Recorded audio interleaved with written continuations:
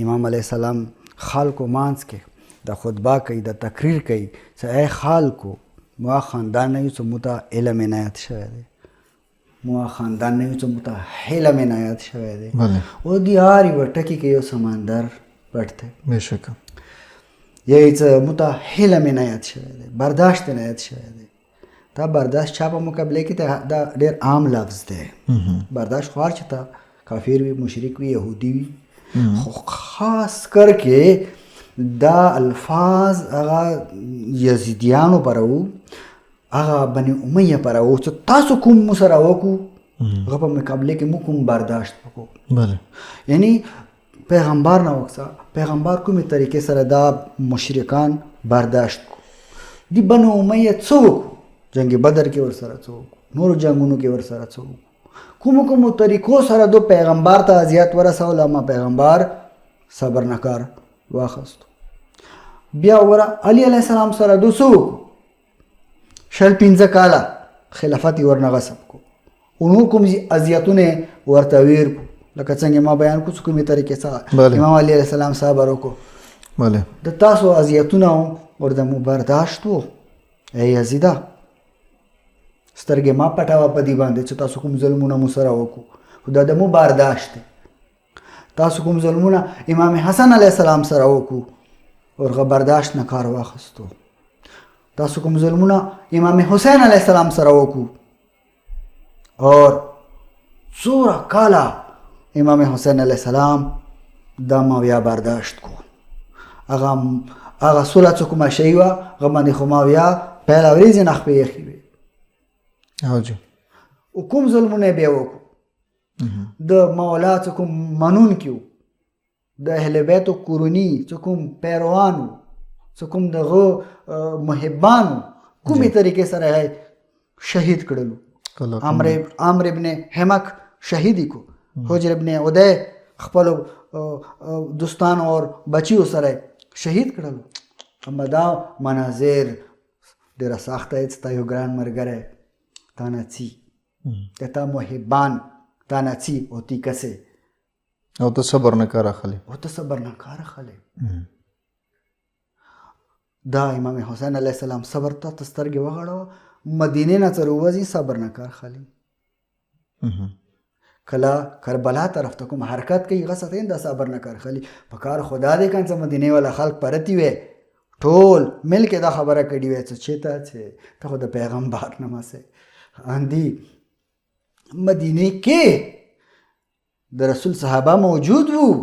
مګر هغوی امام حسین علیه السلام نه و کتلی چې هغه د پیغمبر په قوت کې به و،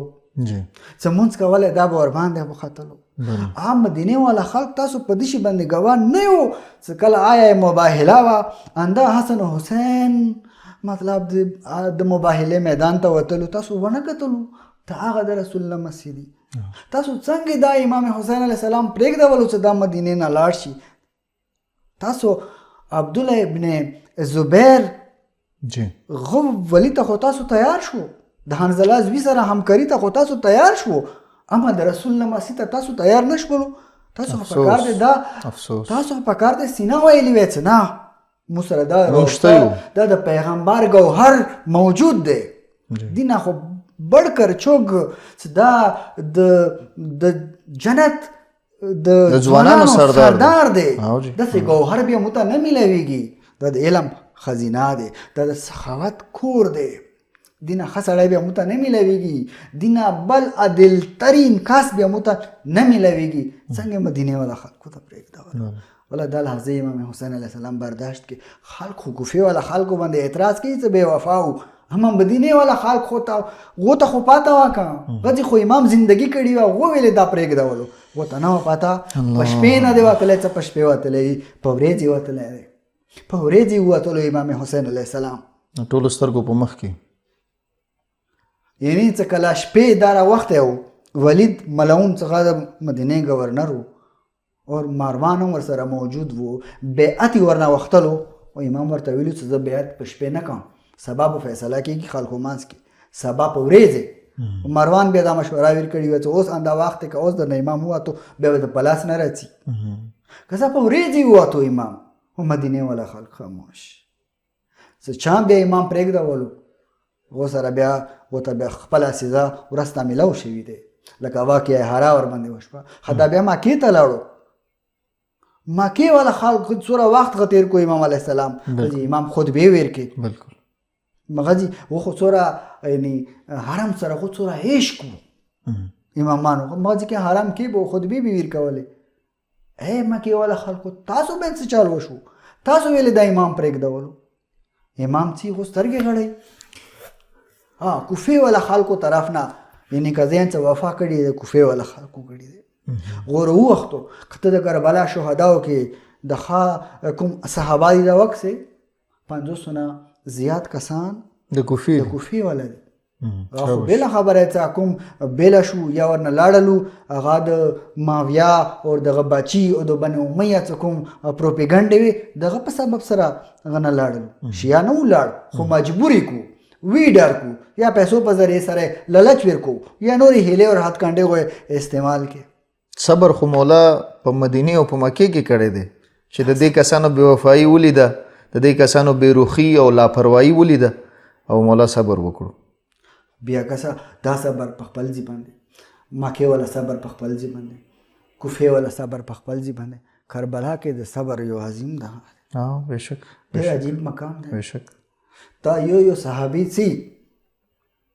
د کربلا شهدا او مقام واقعا ډېر بلند دی د یو شهید درجه ډېره عظیمه درجه جی او بیا داسې عظیم صحابه تا نه څي یو صحابي تا نه څي امام صبر کوي برداشت نه کار خالي بدوا نه کوي علي اکبر باندې زوی څي صبر کوي عباس علمدار باندې یو عظیم ورور څي صبر کوي علي اصغر باندې وړو کې باندې بچی د شپږو میاشتو بچی جی د خدای لارې کې ورکوي امام صبر کوي ډېره سخته دی وړوکی بچی ته تا نڅي مې هغه شی لاګي دې طریقې سره ډېره ګرانه خبره دی والله ډېره ګرانه خبره ده کومې تانې هغه امام ته ویر کوي امام صبر کوي زه به دې ته مخکې له مې لاړ شم څه وګوره کله د ابن زیاد دربار کې بیبي موجوده وي راشي غځي بیبي زینب سلام الله علیها